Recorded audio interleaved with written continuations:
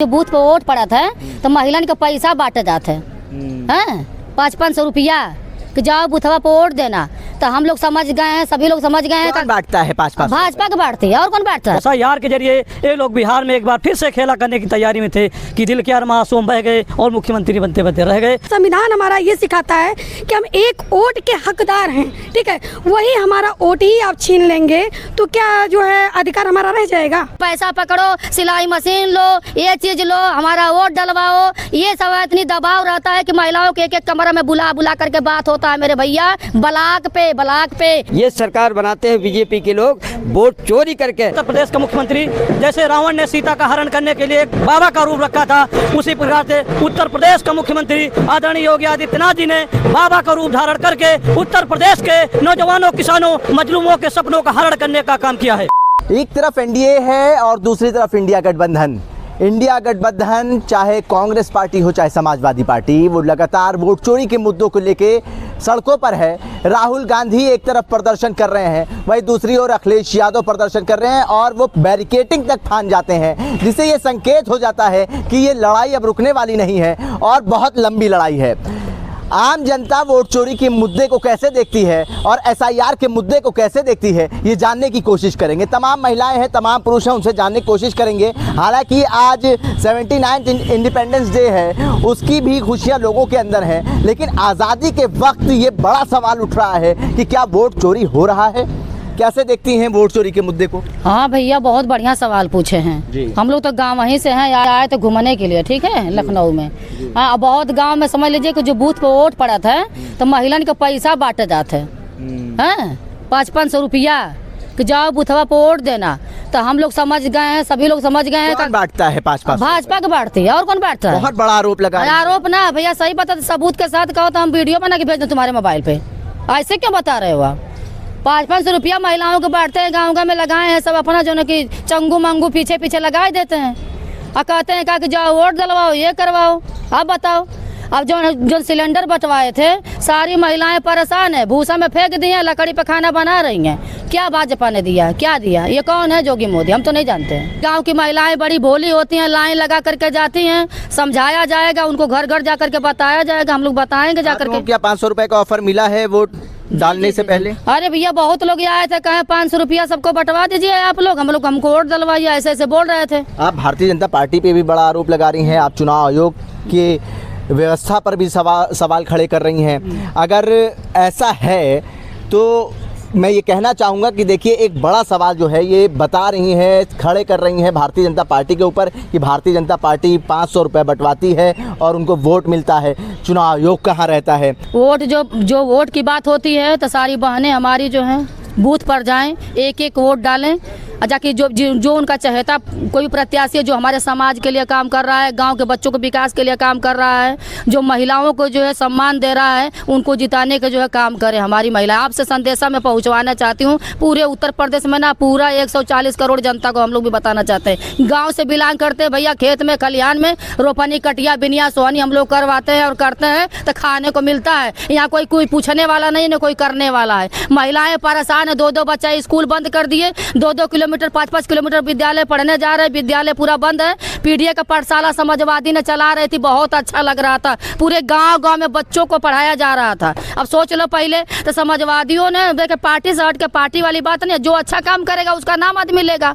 तो भाई जो बच्चे जो अनपढ़ गंवार बनाने का जो विचार बना लिए हैं, तो हम कैसे कह देंगे कि ये जो है कि महिलाओं के बारे में सोचते हैं। और ब्लॉक में जो बात बता रहे, चाहे सचिव हो, चाहे सेक्रेटरी हो, चाहे प्रधान हो, चाहे कोई भी चीज हो, उन लोगों को जो धमकी मिलती है कि आप जो है पैसा लो, आशा बहुओं को मिलती है, समूह सखी को मिलता है, BC सखी को मिलता है, सबको मिलता है, धमकी मिलती है कि भाई पैसा पकड़ो, सिलाई मशीन लो, ये चीज लो, हमारा वोट डलवाओ। ये सब इतनी दबाव रहता है कि महिलाओं के एक एक कमरा में बुला बुला करके बात होता है मेरे भैया, ब्लॉक पे नोट कर लो। बड़ा आरोप चुनाव आयोग के ऊपर, अधिकारियों के ऊपर ये लगा रही हैं कि आप मानती हैं देश में वोट चोरी होता है? बहुत बहुत धन्यवाद पत्रकार भाई।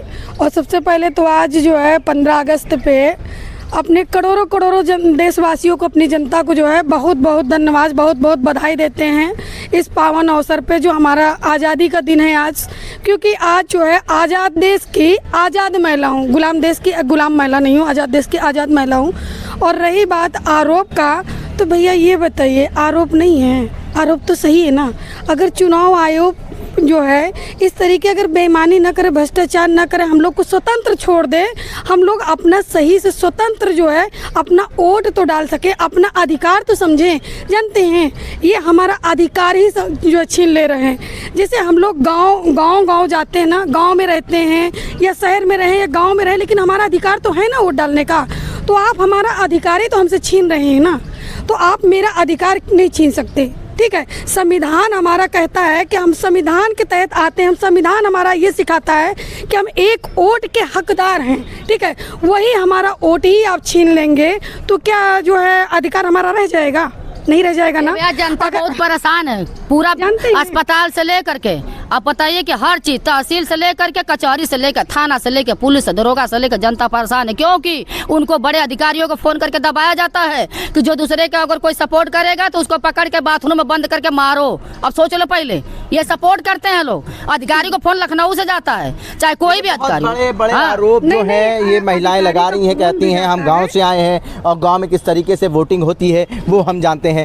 जो मुद्दा इस टाइम चल रहा है वोट चोरी का, कांग्रेस पार्टी और समाजवादी पार्टी सरकार के ऊपर हमलावर है, कह रहे हैं कि आप वोट चोरी करते हैं। क्या आप मानते हैं कि वोट चोरी होता है? जिस प्रकार से पहले इलेक्शन कमीशन चुनाव हेकड़ी दिखा रहा था, राहुल गांधी से बोल रहा था कि आप सबूतों के साथ आइए, तो जब सबूतों के साथ उनके पास उनको मिला, और अब तो सुप्रीम कोर्ट ने साफ साफ कह दिया है कि जो 65,000 वोटर हैं, आप उनका नाम पूरी तरह से 65,000 वोटरों का नाम पूरी तरह से आप सार्वजनिक करिए, सार्वजनिक डाटा हमको दीजिए, और हर इंसान का कौन कैसे क्या पूरा हमें सार्वजनिक डाटा चाहिए। तो कहीं ना कहीं जो SIR के जरिए ये लोग बिहार में एक बार फिर से खेला करने की तैयारी में थे कि दिल के अरमां आंसू बह गए और मुख्यमंत्री बनते बनते रह गए। आप देखिए अब इसका प्रभाव कहाँ तक जाता है। हम वोट चोरी का मामला आपको जीता जागता एक मिसाल बताते हैं। ये जो उन्होंने लड़ाई लड़ी है चोरी को लेके, उन्होंने जो लड़ाई लड़ी है और उन्होंने मुद्दा उठाया, ये हकीकत बात कहीं ना कहीं 100% सच है। ये सरकार बनाते हैं बीजेपी के लोग,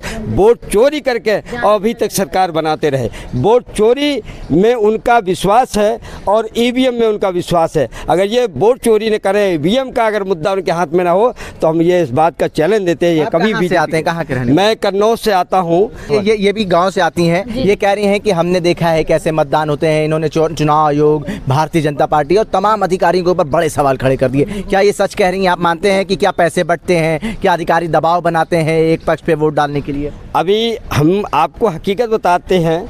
आदरणीय श्री डिम्पल यादव जो हमारी कन्नौज से चुनाव लड़ी थी, पिछले चुनाव में हराया था, तो उनकी कहीं ना कहीं साजिश थी। वहाँ समाजवादी पार्टी के लोगों के वोट कटवा दिए थे और उन्होंने जहाँ गढ़ था वोटों का डलवाने का, उन लोगों में कड़ा इंतजाम कर दिया था, उन्होंने वोट नहीं डलवाने दिया था। ये मैं आपको दावे के साथ कहता हूँ। इसके साथ साथ एक जीता जागता हम सबूत इसी PDA प्रत्याशी का, जो फरकाबाद से प्रत्याशी रहे, आदरणीय डॉक्टर नवल किशोर साके जी, उनको जीता हुआ और माननीय जिलाधिकारी ने डंके की चोट से प्रशासन ने हरवाया था। ये हम आपको डंके की चोट से बात कर रहे हैं कि ये सच्चाई ये बात है कि प्रशासन के दम से उन्होंने जीता हुआ प्रत्याशी हराया। मिल्कीपुर का मैंने उपचुनाव देखा है। मिल्कीपुर के उपचुनाव में पूरी तरह शासन प्रशासन उपचुनाव में लगा हुआ था, और ये उत्तर प्रदेश का जो मुख्यमंत्री है, मैं एक बात कहना चाहूँगा, उत्तर प्रदेश का मुख्यमंत्री, जैसे रावण ने सीता का हरण करने के लिए एक बाबा का रूप रखा था, उसी प्रकार से उत्तर प्रदेश का मुख्यमंत्री आदरणीय योगी आदित्यनाथ जी ने बाबा का रूप धारण करके उत्तर प्रदेश के नौजवानों, किसानों, मजलूमों के सपनों का हरण करने का काम किया है। ठीक है, देखिए यहाँ पे तमाम लोग हैं, उनसे हमने बात करने की कोशिश करी। इनका कहना है कि चुनाव आयोग और जो तमाम भारतीय जनता पार्टी के लोग हैं वो इलेक्शन से पहले, मतदान से पहले पैसे बांटने का काम करते हैं, और इलेक्शन कमीशन पे भी इन्होंने बड़े सवाल उठाए और तमाम अधिकारियों को भी बड़े सवाल उठाए। अब देखना ये होगा जिस तरीके से आरोप भारतीय जनता पार्टी और अधिकारियों और इलेक्शन कमीशन पर लगता रहा है और वोट चोरी का जो मुद्दा चल रहा है वो कितना असरदार साबित होता है और जनता इसको कितनी गंभीरता से लेती है। उल्टा चश्मा के लिए आकिब मिराज खान, लखनऊ।